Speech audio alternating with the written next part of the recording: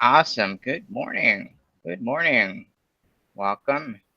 I know I face Hey, talks myself to some of you all on the chat box. Nice to see a handful of you here.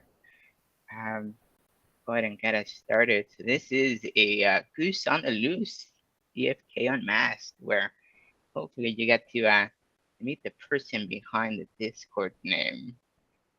Like I said, welcome. If you've not done so already, feel free to take a seat, grab a drink first, and welcome to the flock. Now I've been saving that for some time. I can't promise it's the last uh, goose pun I'll say for the day, but I had to toss it in there. Um, yes, we're seeing some honks in the chat box. That's great. No, I wanna really thank our guests for joining us today. So we'll go ahead and start with some introductions. But before then, I do want to walk us through a format for what I have envisioned for the show for you all. And then we can talk about what the show is and what it isn't, and what I intend for you all. So what the show is, we can start with what it isn't. There's a lot of great podcasts out there. We talk about not financial advice. We'll talk about meta in the game. We'll talk about a variety of different things. They'll summon, which is great. I wanted to make something different. I know we all talk about how community is really, it's really great. The DFK community, it's awesome. It's great. But no one's really, we all touch on it, and I've seen a lot of the podcasts touch on it. But I've always wondered, like, who is Mettez? Who is, tell me about Team Goose, Kirby Legion. What's that about? If I'm a new person coming into the Gen Chat in Discord for DFK, I'm thinking, what is this? You feel sort of um, out of place, what's going on. So what I'm hoping this is an opportunity to sort of meet some of those faces you'll run into. If you're here for a while, you'll interact with these individuals. You'll hear these individuals. It'll give you a good segue as to what we're all about. As far as format for the show, so there's a few different things we'll be chatting about. Like I said, introductions. We'll ask some questions of our guests. If you have any questions in the chat box, we'll go ahead and sort of toss those in as well. Do a few games for us. One of them called "You Spin Me Around," where we sort of spin a wheel and we'll ask a non-DFK related question after we've had some of those introductions. What did the fox say? We'll talk about some DFK news. Duck Duck Goose. Proud of that one. It's two DFK lies and one truth, and we'll see if our guests and maybe you as an audience can identify which is which. And with some trivia, so are you faster than our guests? Where the prize is bragging rights. We'll see if you can be faster than Mettez here. And if you win bragging rights. You can chat, put that in Discord, Gen Chat. You are faster than Meta. So without further ado, just a brief introduction. So my name's my Discord name is Sergeant Filthy McNasty. Now, of course, that's not my real name. Friends call me John, but I've been known to respond to "Hey you." So, John, Sergeant Filthy McNasty. That's all great. Where did the name come from? I'm neither. I was never a sergeant. I was never in the military. I was a big fan of Call of Duty, Battlefield, and I enjoyed the game so much. Picked up the name, put it in there. It wasn't taken, believe it or surprise, surprise, right? Ran with it. And it sort of stuck. I think it's clever. I think it's fun. Sort of an indication, I hope, of who I am, of who I think I am.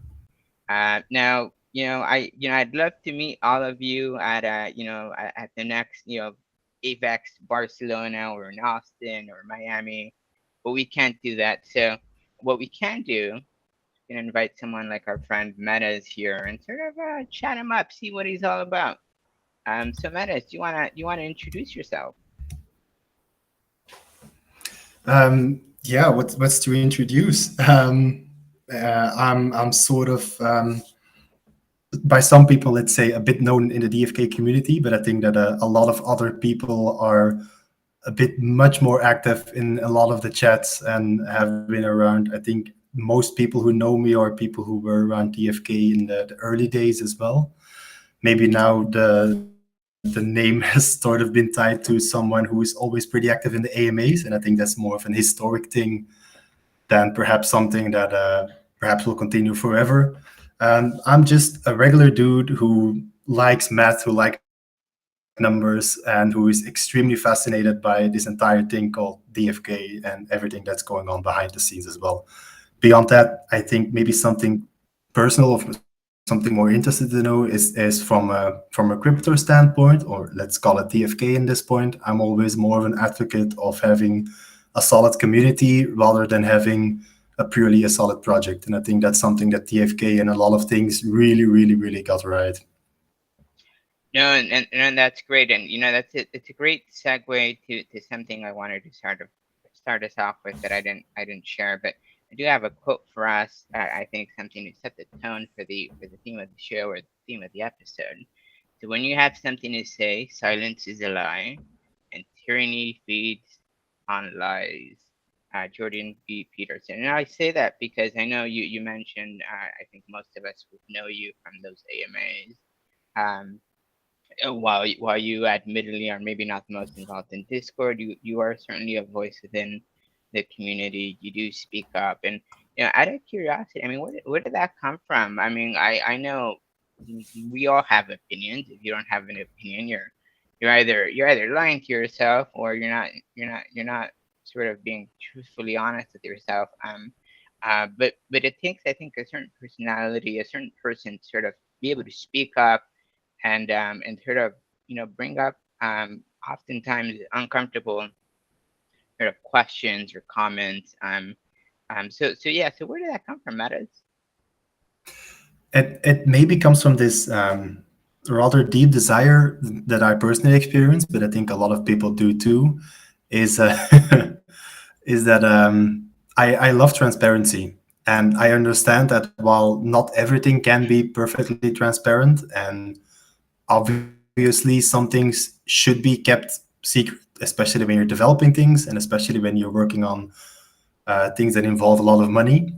But beyond the boundaries that are being set by such a system, I think that I'm a huge advocate of transparency. And every time I notice during whatever the DFK team releases or whatever information they give, I just love to either dig into it and get more out of them, try to see if they want to reveal anything more, just to see what their boundaries are themselves. Or on the other hand, and it's happened in the past as well, whenever I see the community or people that I'm active with sort of how do you phrase this right? Sort of becoming restless and sort of discussing amongst themselves and sort of like arguing, is this going to be the case, is that going to be the case? I somehow feel like, let's just ask a team about this. What's their vision? What's their perspective? Or even when something is confusing and, for example, information might be outdated or information might be new, I just wanted to ask the devs about it so that there's an official statement from them and new players can see updated information. It basically all boils down to me for transparency. No, of course. And I'll ask you an important question here. When Goose? When Goose?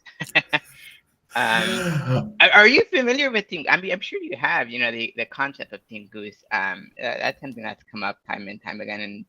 And and my wife will ask, what's Team Goose? What is that? It's like, you know what? I think it's a compilation of the community. It's a bunch of great people who have. For those of you who don't know, anyone can change their name on Discord and not Team Goose, right? But I think it's a bunch of diehard DFK fans who sort of uh, who love the game and who want to really be part of a community bigger than themselves. But I mean, what do you know about Team Goose and when Team Goose matters? Um, what I like about it is the fact that it's sort of becoming a lore at this point. I'm pretty sure at this point there will be either an Easter egg or a hidden message or something in the game or something Right. in the art, especially. Yeah, I know I haven't publicly associated myself with it. maybe because the first thing I noticed about it was that like people were like having silly discussions amongst themselves about Team Right. Goose and not Team Goose, and I was like, am I joining them? Am I not joining them? I'm typically online in EU hours, so I miss most of the actual trolling. The Most of the chat, times yeah. when I'm Yeah. online, Yeah. yeah, I miss most of that trolling. So I think like, am I going to put that in my name tag? I might miss out whenever like crucial things happen. I'm not sure. I just never updated the name for it, and I Right. love seeing it happen. Oh no, and that's great. I mean, I think it's whether it's Team Goose or Kirby Feet, yes, whether it's Team Kirby Legion or any of the other sort of entities that sort of come up. It's really nice to see that camaraderie. Again, the community, right? Absolutely. And I want to go back to a statement you made a bit ago. The gaming component of DFK. When you ask someone about DFK, I think and you ask someone to describe it to you, you'll get a. I think you could get a variety of different responses. Someone might tell you it's a game. Someone might tell you it's a gamified deck. Someone might tell you it's the deck. It's really complicated to answer. I mean, I've been sort of invested in the project since January, and I have a hard time describing it to friends. And before the doxing, I sounded like a crazy person. I was like, yeah, the president's a fox, and there's a there's an otter who likes to cause chaos, and yeah, I'd get side eyes, right? But for you, Mettez, I mean, DFK, what would you classify it as? Is it truly a game, or are we working towards that? Yeah, I think that's a really not a loaded, but it's a question you really need to put into context. As in, if you want to sort of describe what it is at this point, that's a different answer than what you would get what the vision is, and that's even a different question of what it aims to be in the future. I think what it currently is a DEX. That's what the main features are, and it has a lot of gamified elements added to that DEX that actually allow for game creation using their assets. So I wouldn't at this point yet call it a full-fledged game, perhaps, because the gameplay or the fun element at this point is maybe too limited to call it a game. However, you can also not really be content with just calling it a DEX because it has so much more than just being a DEX already. So I think that the way they stated it since the beginning is that it's a gamified DEX at this point, as in all of the assets are there for even other people at third parties. They're building the grant program, but you don't even need to have a grant to use some of the assets of DFK. You can launch a crypto game that uses the hero NFT cards, for example, as the main characters in the game. So there's a lot of game elements tied to it. I think that the actual game or calling it a game will only be able after there's more elements of gameplay involved. And I think that they're working hard toward it. I just think it's taking a long time, which is obviously what should be expected of anything that's being developed. But I think Right. it's really difficult to classify at this point. It's not fair calling it a DEX. It's not fair calling it a fully fledged game. It's in this difficult grayish area. So that depends on the people asking, like, what should you call it right now? Yeah, it's in a limbo sort of in it of itself. And we'll talk more about roadmap here in a bit. I did some of my own research, Mettez. I saw you join DFK Discord August of last year, which I think by many accounts might be like really early on in the game. And I'm willing to bet you were probably one of the first 100, if not first 1,000 people to have joined. How did you hear of it? What captivated you, and sort of what's kept you here? Yeah, so that's actually a really stupid story, but it's funny to tell, I guess. Um, so my interest in crypto has been fairly large for a few years right now. I only started investing really small portions of what I earn around 2 years ago. So it's not like I've been on a crazy bull run before. But I've followed the crypto technology in general. And actually, DFK was the very first time that I ever started scrolling through Reddits and through obscure pages, I was just simply looking for a crypto project that hit the gameplay elements all right. Mm. And that's somehow, I forget where exactly, I think it was on some obscure Reddit comments that they mentioned DeFi Kingdoms and just mentioned their white paper. And after reading through like a bunch of them, I sort of felt like they got, well, there wasn't a lot to discover at that point in terms of what the gameplay would look like, but they did make a fairly accurate description of like how they would build hero cards. They were very extensive at the point of their development, of course, of like the different attributes they would give their heroes. They would have this gene system. They triggered like a lot of my gamer senses. And that's actually how I sort of got into DFK. I was simply like, I had a bit of one at that point, and I was like, so either I stake my one on a centralized platform for ease of use, or I go to use a DeFi system. But then if I go use a DeFi system, then why not immediately try and see what this DeFi Kingdoms is about? It was the first crypto gaming experience that I just wanted to sort of get in because I simply liked the gameplay. And I entered expecting to lose all of the value. So that was the onset for me at the get-go. It's not like I entered with like huge money for me at that point. Right, right. And you know, that's an important statement. I mean, and I know we're all different. I will say I myself, you know, got in at the perfect time when Jewel was trading at $18, which I'm sure is not the point of entry you had. And for me, it's been, you know, DCAing, you know, along the way. But you make a great point. You know, I've gone into the project and any project really with the knowledge that anything can sort of lose its value overnight. I mean, we've seen that recently with other projects that, you know, we won't talk about, but you know, we know it happens, right? You team's great, project's great. You hope it doesn't happen, Absolutely. but in the event it does, you know, you're sort of mentally prepared. Is it gonna hurt? Yeah, of course. I mean, it will. I mean, like anything, if you believe so strongly on, you know, in something and it sort of doesn't fulfill its sort of expectations for you, you'd be disappointed. But you mentioned something. You mentioned Reddit. I stumbled upon a Reddit post you made in November of last year. You were chatting about what you liked about DFK. You mentioned that you were most excited about the strong integration of DFK with the blockchain. Now that was very exciting for you in November of last year. Is that still the thing that excites you today?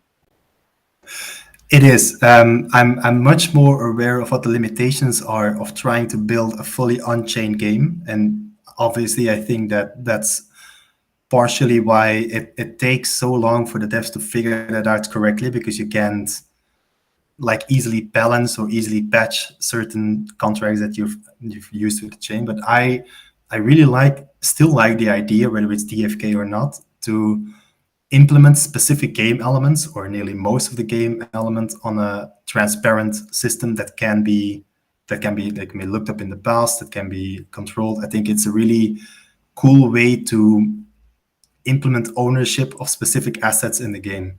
I just think that it's also very difficult for a lot of people who may not be aware of how valuations work to understand where the value then always comes from. Because, for example, what I mean is, let's say, make a comparison to like more traditional games, non-crypto related games. There are accounts, look at World of Warcraft, look at RuneScape, that are being sold as well. Those assets are also being sold. But there's also this difficulty of like, who owns the assets actually? Obviously, you own your username and you own your password, and you can sell those to grant access to those assets. I just think it's a really cool concept that you actually owning that the assets are assigned to your wallet address at the very least, and that you own said seed phrase. You can transfer ownership of that asset to a different wallet address who then owns the asset they can use in the game. I think it's a really neat concept, and especially for DFK, they've launched multiple items now. They've launched different classes of heroes. They've gone multi-chain with their heroes. They want to introduce pets. They just have this really solid foundation to build an amazing game. the gameplay still has to come, obviously, but the assets are at least spread out in multiple different ways. It's not just one NFT that can do something. No, and that's a great point, and and I've heard others make that point as well. In the event, right? Let's say DFK sort of tumbles, right, and it disappears overnight. You still have those assets. There are third-party people who could develop a game, who could develop utility for the NFTs you already own. So in truth, this project could live on indefinitely. It's not like someone one day decides to pull the plug and you're done and you're left holding bags of NFTs. I mean, theoretically, you could make them useful. There is utility to those, and we've seen some of that already. But that's definitely an interesting point, sort of to take. Um, if you Well, you still have to yep. be careful in. I just wanted to phrase for people who are listening maybe and who maybe not as keenly aware of how those things work is that the thing that you see on your screen when you're logging into DFK, that's an interpretation of just a few lines of code on the blockchain. It's not like you own the hero art, for example. I'm fairly sure that there are already libraries that exist that can interpret the lines of codes to show the same art that is being shown on the DFK website. But in essence, what they've built is an evolving system of code based on a very strict rule set that can level and can follow specific rules that is encoded to the smart contract. So as long as those stay in place, then yes, absolutely, you're right. Anyone can use those NFTs if they want to. No, great point. Thanks for clarifying that. We have a question here. If you don't mind answering, where do you think where do you currently see hidden value or alpha within DFK? Maybe something that's not as obvious to the average investor, or certainly not as obvious to someone who's new entirely to DFK. That's a really difficult one because basically what we're now trying to do is we're trying to predict the next move sets of the developers. It's difficult. Obviously, in terms of price action, I'm really hesitant to make any predictions for Jewel or Crystal because what we've seen up until this point is that they basically follow the macro movements of the market and or are very strongly tied to any specific launches for the game. We've seen a few spikes and they were always very strongly correlated to when new or more content launches. But the hidden value, I honestly would think that at this point, again, but maybe this is obvious coming from me, that heroes hold a lot of the hidden value because at this point in the development stage, still, and I still think it's quite a few miles away, is that heroes don't really have any gameplay functionality at this point. I mean, you can do a lot of things with them. You have questing, you have the training quest, you can collect different things, you can calculate return on investment on them.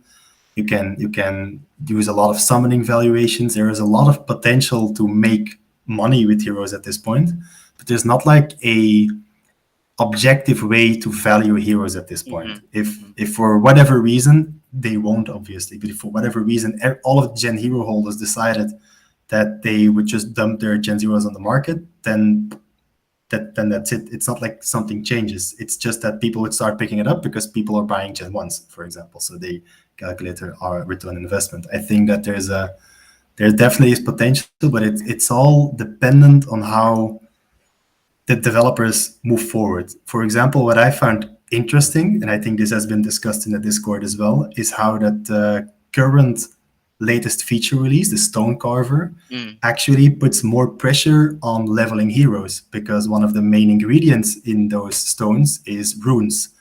Runes are needed to level your heroes. So, and if you want to find runes and you want to try and break even, you need to use the matching profession quest. So if you have a fisher, you need to send them on the fishing quest and you'll by and large obtain just enough runes to level up your fisher on average. Obviously, this is all RNG based, but if you have a large enough sample, this should potentially even out. But now they've introduced a mechanic. So let's say you have 2 heroes or 3 heroes. You gather enough runes to level them all up and keep them leveling by matching their profession quests. But you can also create new stones that help you summon stronger heroes.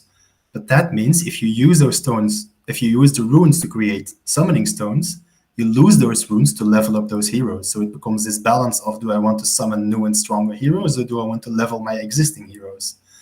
I think it's an interesting development to see happen, especially with like PvP coming closer and an arena and duels coming up really soon. Yeah, and just to clarify, I know it was made obvious in the chat. Yeah, none of it is financial advice. We're speculating here. I know, but it's interesting, right? I mean, there is this pressure of it's an interesting balancing act, right? 'Cause then you're leveling up your heroes, you're needing more runes, and if you're searching and you're seeking, those pages, you're potentially getting more XP than you would otherwise, and then you level up faster. So yeah, no, interesting sort of price movement with runes of late. It'll be interesting what happen. It'll be interesting to see what happens here in the future with runes. We'll go ahead, in the interest of time, we'll move to our other segment, and again, feel free to ask questions along the way. We'll go ahead Awesome. and interject those when possible. So let's play You Spin Me Round. All right, so we're going to spin a wheel here, and I'll put it up on the screen. Um,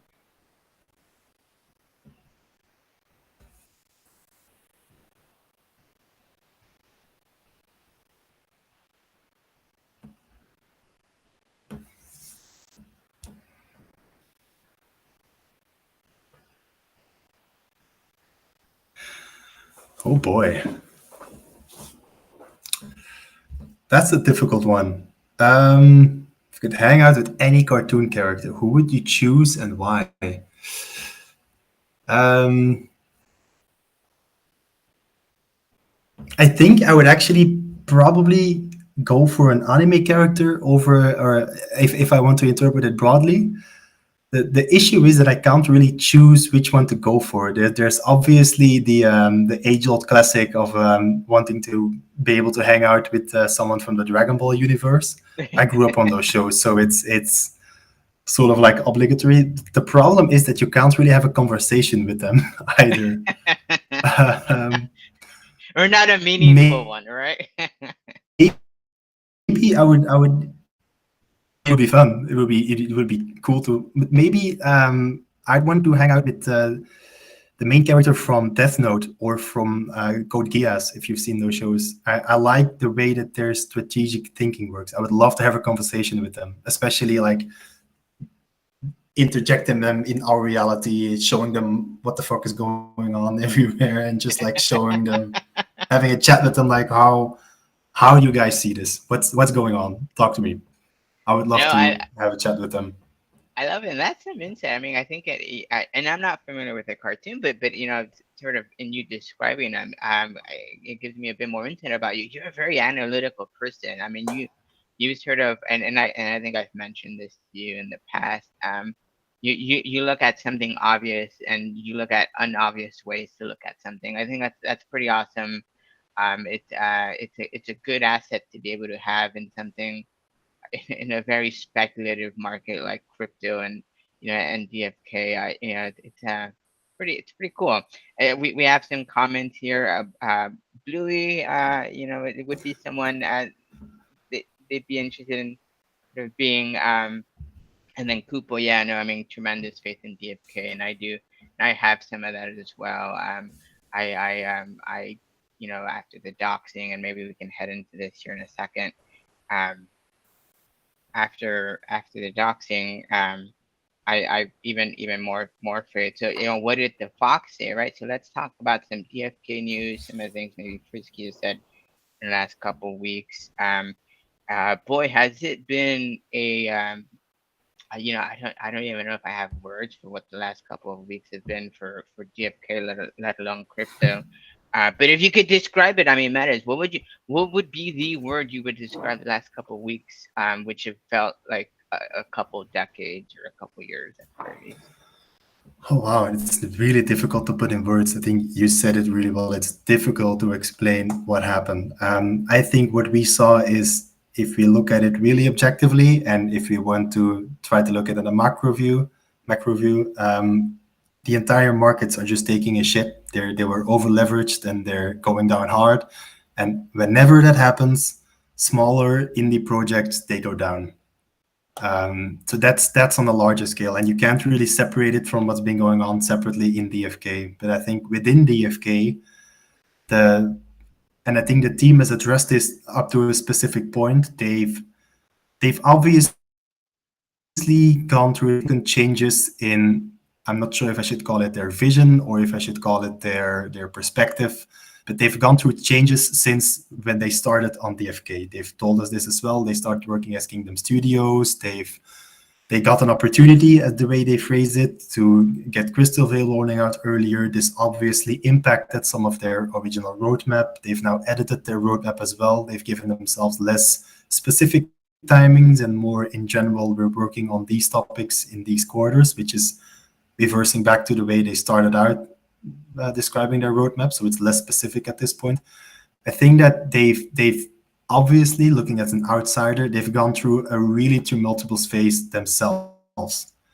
And this probably also translates in what happened with DFK, because it sort of feels like the community shifted from being fairly small. Then DFK started booming. A lot of new people entered, which is normal for explosive growth.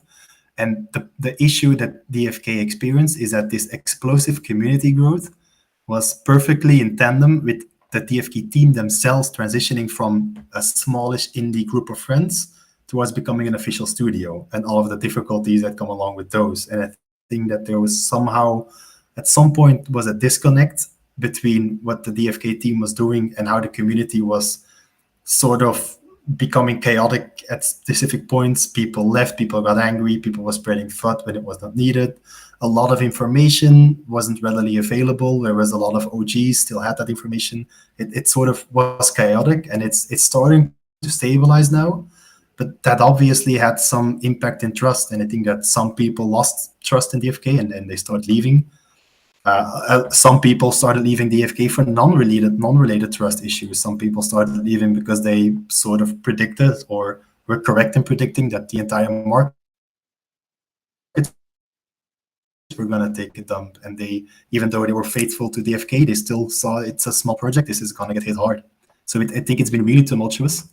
So if you want to describe what's been going on, I think that they're slowly coming down from their explosive growth boom, but as a whole, they're still building. I think that's the way they phrase it, right? They just need to do it at this point. No, and I think I agree with you. I'm a firm believer in it's oftentimes not so much the what that happens, it's how you react to the things that are happening. Could it have been handled differently? I think, of course. I mean, I anything could always be handled differently. But I like the way they're bouncing back. I have full faith in the project. For me, I think it's a tremendous opportunity. If I were interested in the project, I wish I could have gotten in at these prices, right? And really knowing what I know now. But again, I think it's an awesome project, awesome team. Let's Yeah, talk I about mean, you that have roadmap. I know that was. Oh yeah, go for it. Yep. Yeah, I think you hit the nail on the head. I think it's at this point, people who are like afraid that they lost money on DFK, right? I think you first have to identify, is it losing value that you've had? Like, as you say, if you entered higher, then obviously you lost value, or is it potential gains that they've lost, which also hurt some people. On the Right. other hand, you also have to ask yourself, you've invested in a small, or invested, you've bought game assets in a small, still developing project at this point. I mean, DFK being as large as it is, it's still a small, unproven project. It's a few months old. It's not something large at this point. So expecting it to, what else would you have done with that money? Would you have put it in another crypto project? It probably has gone down as well, or maybe has disappeared. And comparing it to other current projects in the same situation, they still have an enormous lead, and they still have a lot more finished development at this point, and a lot more of a proven team for the few months that they've been there compared to alternatives. So I think you all have to put it into perspective. Obviously, some people who are spreading FUD have a place of truth, but it's really difficult to compare them to the first and the best. I think they still really have a really solid project. It's obviously No, still going. Yeah, we still yeah, have to see what comes from it. no, no, of course, and you know, and to your point, I think that the bigger macro, you know, even outside of crypto, the bigger macro picture, I would be again personally, right, concerned if it was DFK independently sort of tanking Jewel Crystal sort of standalone, but it's not just Jewel and Crystal, it's, you know, some of your L1s. That you thought were untouchable Yep. have been tanking your Bitcoin. I mean, put your money, you know, if you know, for those of us in, you know, in the States, you know, you look at your 401ks, your retirement funds, you know, you know, pick a stock that hasn't tanked, and there are a handful of them who have maybe grown, right? But I mean, the entire market as a whole is not doing well. Um, and that to me, you know, yes, you know, I'm a glass half full person. Yes, DFK, Jewel, Crystal's down. However, it's sort of, you know, what isn't done these days. So my take on that. Let's talk about that roadmap. Meadows, have you seen it? By any chance? Yes, I have. I have.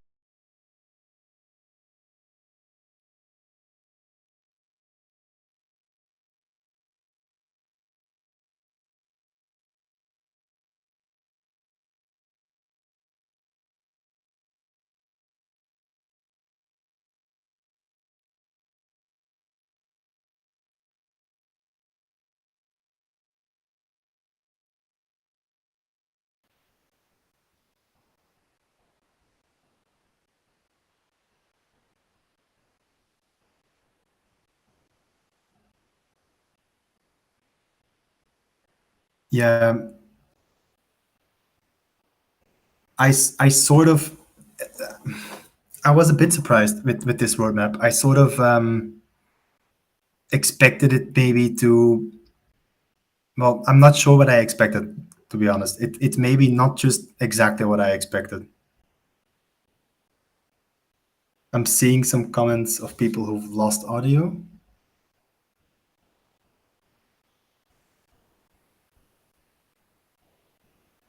Is it everyone, or is it certain Filthy McNasty's audio who we've lost? Ah, okay, my back, my audio back. Can you hear me, Meadows? Yes, I can hear you fine. Okay, perfect. I think I toggled something. I may be back, but keep talking. Yeah. So tell me about what Yeah, good now. All right, perfect. Yeah, tell me about that. So I know roadmap. What did you see that you did like? Maybe we can start there. Well, what I did like was that they stopped giving themselves hard deadlines, or maybe not hard deadlines, but like a specific order of things that they want to do. I think it was a good way to handle it, but it's only a good way to give more detail if you can actually achieve those details. For example, their original roadmap, which obviously was created before they've started changing a lot of things around in their own internal structure, it was completely wrong, not only from what they've done, but also from what they were doing. So it was just not relevant anymore. The only thing that I was a bit surprised about with this roadmap was, I'll be really frank, was the lack of detail. I maybe this is a wrong perception on my end, and I don't think it's something that the team should worry about too much. But given that they've been professionalizing themselves, or at least they've shown themselves to become a lot more professional in the sense that they're running a company at this point, that they're running multiple chains, that they've expanded the team a lot. They're spending a lot of value in team costs and in team salaries as well. And then seeing this roadmap, this seems like a roadmap that like a newly launched project would publish. Maybe I'm wrong at this point, but it's like, oh, in Q2 we're doing these things, and just a name, not like the features related, not like the sub features that come along with it. It's just like, so maybe I'm too eager and these details will be launched in the white paper, or maybe this will be launched in more public roadmap notes or something similar. But at this point, I mean, let's be fair. In between when they were asked about the roadmap on Monday and now, this could have been made on a 2 hour work in Photoshop.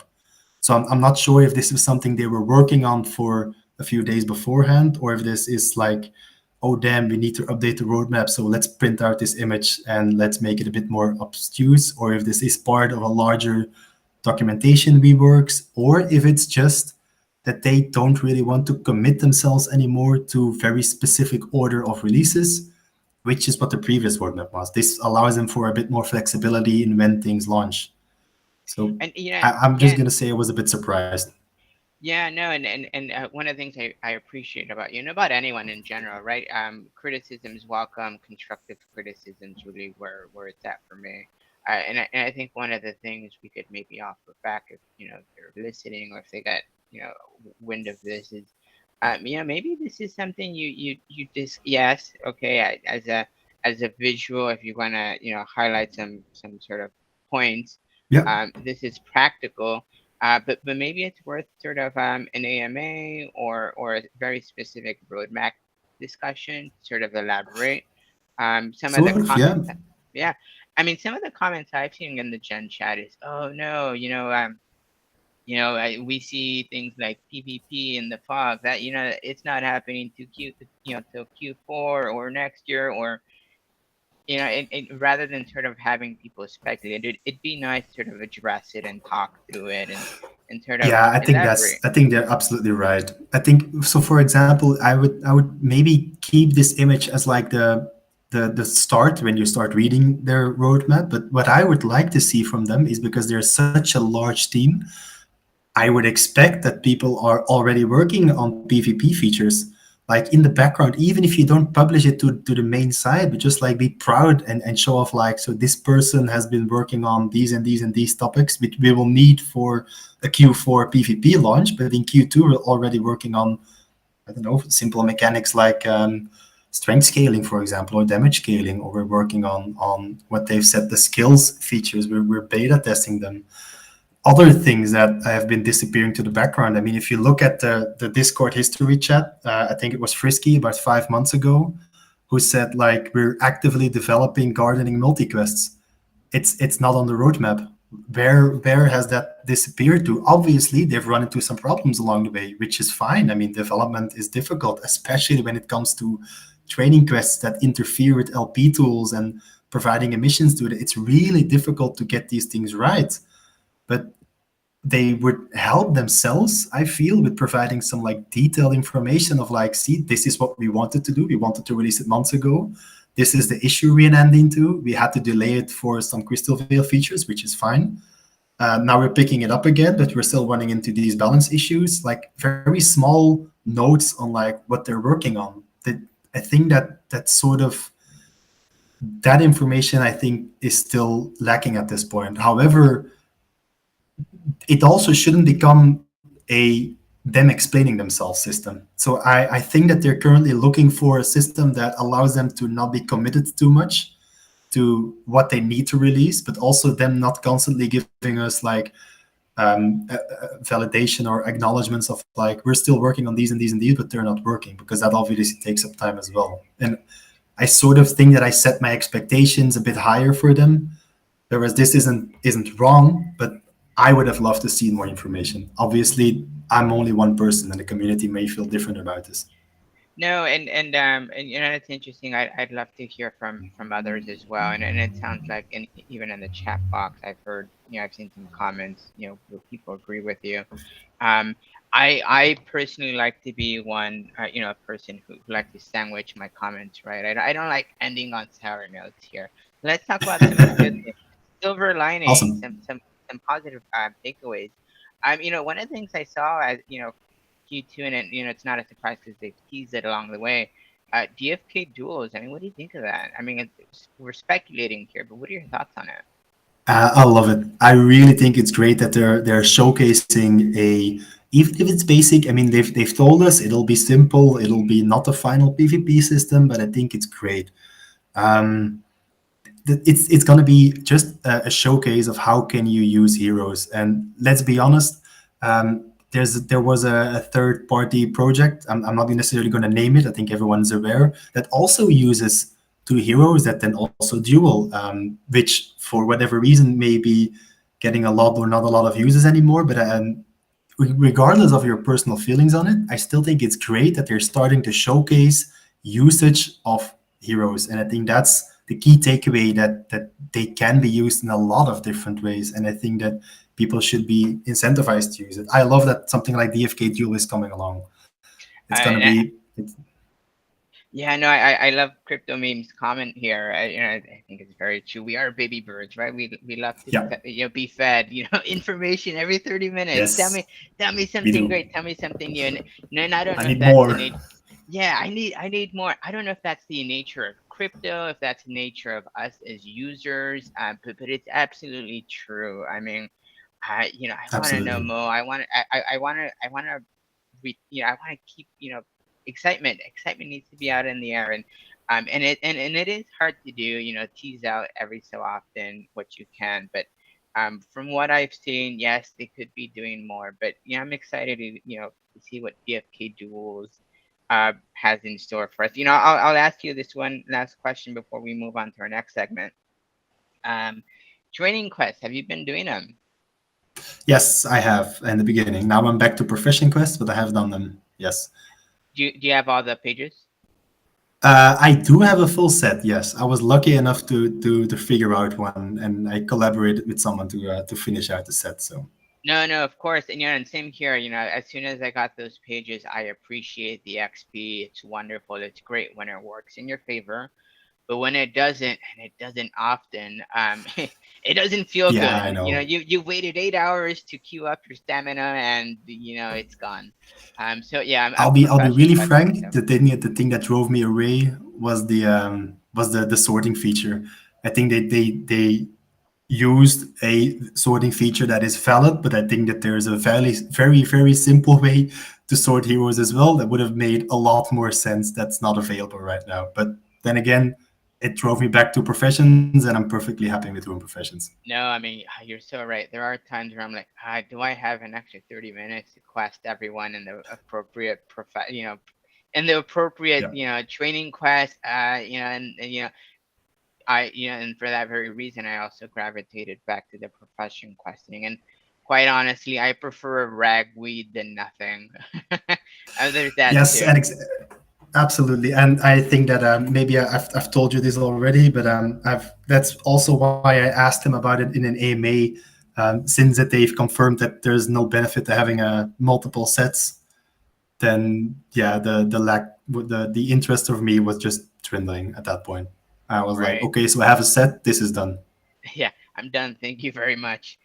Yeah, no, Kupo, I know for a while, pages weren't Yeah. finding me either. They were avoiding me like the plague. But luckily, I've managed to acquire a full set myself, and I can move on to the less tedious work of profession questing.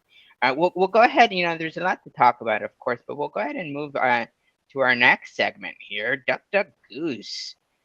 For Oof. those of you who maybe didn't hear me in the morning, when we started here, there are two lies, two DFK lies, and one DFK truth. We'll see if our friend Mettez can figure out which one's truth. Which one's the truth, which ones are the lies. And feel free to play at home.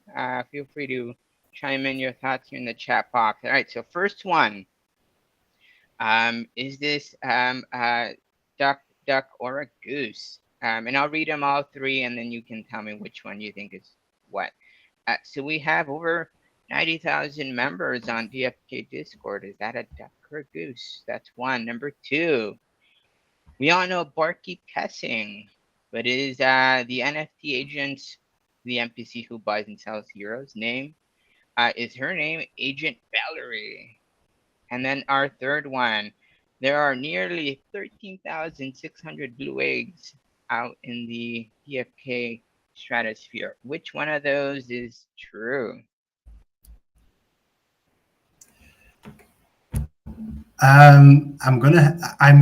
be honest. I'm not aware of the numbers on the last one, but the NFT agent is called Selena, and Yep. we have we don't have 90,000 members at this point just yet. We're barely there. If I'm correct, I'm not sure. So I think that the last one must be true by process of elimination.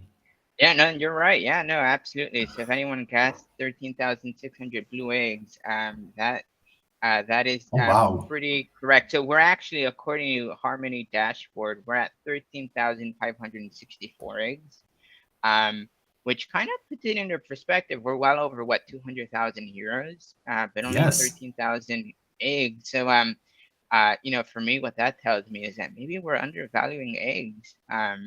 I think we Um, are. yeah. What are your thoughts on the eggs there, Mettez? Yeah, I think we're undervaluing eggs, but obviously not financial advice because you can't predict how good they will be when they turn out to be. But yeah, there was a point where you could pick up eggs at like 28 or 27 jewel if you timed it right at the marketplace. I think that time is over. Um, but yeah, I think I'm really looking forward to see what happens. I really am looking forward. I was lucky enough to be questing since the very beginning of profession quests. So I got myself a few eggs, not a lot, not a one-to-one ratio to heroes. I've seen some people in the hero discussion channel who have more eggs than they have heroes. So I'm very curious to see how that all plays out in the end. But Yeah, no, I'm really it'll be excited. interesting. Yeah, no, one of those could literally be a goose egg. Although I think for me that would be a win. Um, no, and it's interesting. I will say that I was surprised by that number as well. I think all of us, maybe Oh, yourself wow. included, Metas. You were maybe I was I definitely thought we'd shocked. have, Uh-huh. yeah, I'd expect we'd have more eggs, but then again, not a lot of people are questing as intensely. Well, and there's definitely that.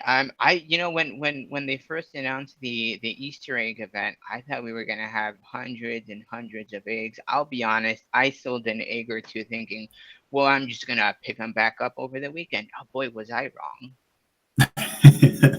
Yep. Can't predict Um, markets. yeah, I mean, you can't, and and I think many of us were pleasantly surprised, especially those of us who maybe picked up an egg on the cheap or who decided to keep our eggs. So that's good.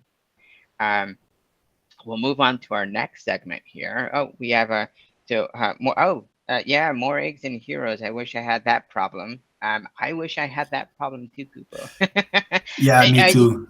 Yeah, well, I guess that's all perspective. You could sell all your heroes and then indeed end up with There you more eggs go. than heroes. So, There you how do you go. want to look at it? We'll move on to our next segment here. Let's have more fun. Are you faster than our guest? So what this is, it's trivia.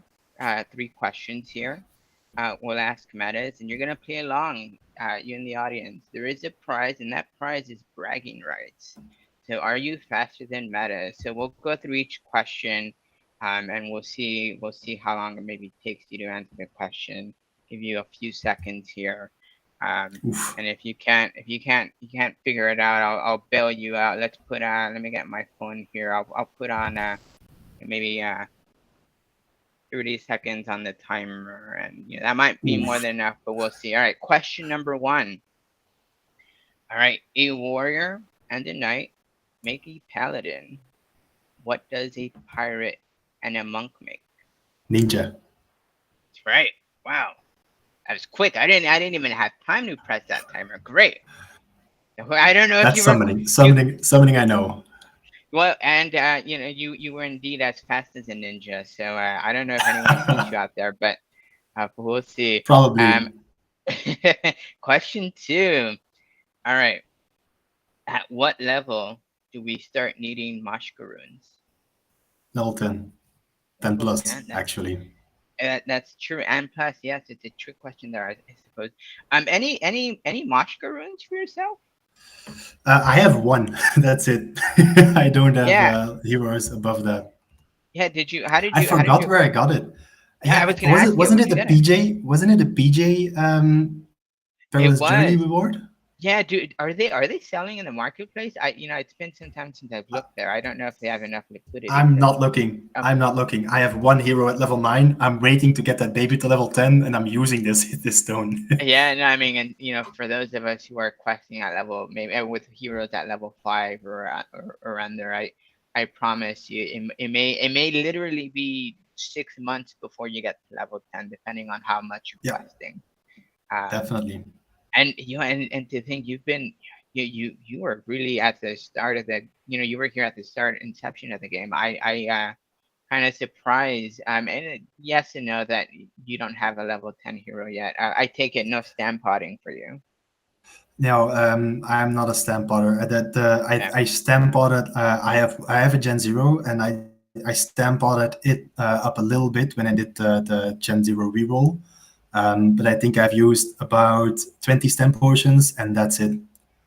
Yeah. I generally dislike using stamp potions, although looking back at it, everyone who's used stamina potions actually made a decent profit out of it. So I think, but I can't get myself to it. I want to earn those levels.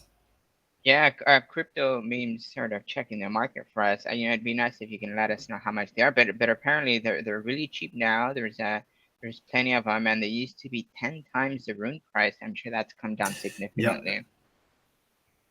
So that's probably good. the liquidity of it will be increasing. Yeah, people who want to Um, pick them up, obviously not financial advice because we don't know how the drops will look like for those. exactly. All right. Final question here. So, a basic hero has a maximum of 10 summons. How many maximum summons does an elite hero have with Dragoon or a stage? 3. Right. 3. Wow. Very ninja of you, Mettez. And these were all summoning questions. I thank Albus for that. Yes, Um, Clearly, you've been doing a fair amount of summoning yourself. We're getting close to stop I point have. here. I do want a 3.8 Yeah, jewels for awesome. Moshka runes. Wow, that's reasonable, I suppose. I do want Yeah, to. I'm not sure. I mean, You're right. You're right. It could I be will have to not. see. Yeah. No. I Yeah, mean, I mean it's the same question with runes. Like runes have shot up in price because the stone carver is there. Before that, runes weren't really worth that much because you got enough runes to level up. It was like this question: either you level them or you sell them. So I hope it will be the same for Mashka runes. That by doing higher level profession quests, you'll earn enough of those runes to continue leveling up your heroes. We'll have to see. Yeah, and it's a great point you make. Again, I was reading through some of your chat history. How about those? How about those Gaia tiers, Mettez? I remember you were. I was reading through them. You were Yeah. asking about the Oh, that was a pricing fun on those new saga. ones. uh, Boy, if I could sell mine at those rates, I have like well over 1,000 now. We'll end with some closing remarks here, Yeah. Mettez. Any words of wisdom you would share for anyone entering DFK, someone who's maybe new to the project, who would want to hear from a veteran? What would you tell them? First, figure out how LPs work. I think that's the biggest one because at this moment it's a DEX. Then figure out how much you know about gaming in general and try to understand multiple different mechanics from multiple different games because right now you're speculating on a potential game in the future with assets of which we don't understand how the attributes will work together. And then get used to Excel. Get used to a lot of Excel if you want to. There's a ton of ways to summon profitably. There's a ton of ways to pick up heroes that are undervalued, for example, in terms of their stat totals, in terms of their stat growth potential, in terms of their whatever. But nobody knows what is best right now. So if I were people looking into DFK right now, enter expecting to join a game and don't expect to get rich of it immediately. It could happen. I'm not sure, but I wouldn't enter for making money right now. I would enter because you're interested in the game. And if you're already in, that's a personal opinion. That's not financial advice, but you would sort of be stupid to get out right now, in my opinion. If you really wanted to leave, I would say go ahead, man. I don't really care. I would love to stick around and see what these people will start launching. Because yes, the devs may not have been as fast as they wanted to be themselves, but so far what they've launched was really cool content compared to what they're competing against. I think that's one of the biggest takeaways. No, thank you for those words of wisdom there, Mettez. Ben, thank you very much. Thank you all for those of us, or for those of you who were able to make it this morning. Not our, I think, typical stream time. It just so happened that both of our schedules coordinated. You know, if there's more of these in the future, and there's at least a couple more, one more, I'll be sure to let you all know. Stick around. Feel free to subscribe, so that way you're notified as to when the next one would be. Our next episode will feature Cryptomeme and Frozen. We'll be chatting about Team Goose. Give you guys some Team Goose history, what we're all about, and who knows, maybe you're on the fence and you want to join the club. But with that said, thank you again. We'll catch you next time. Thank you, Mettez. Awesome. Thank you. Thank you so much for having me. Thank you.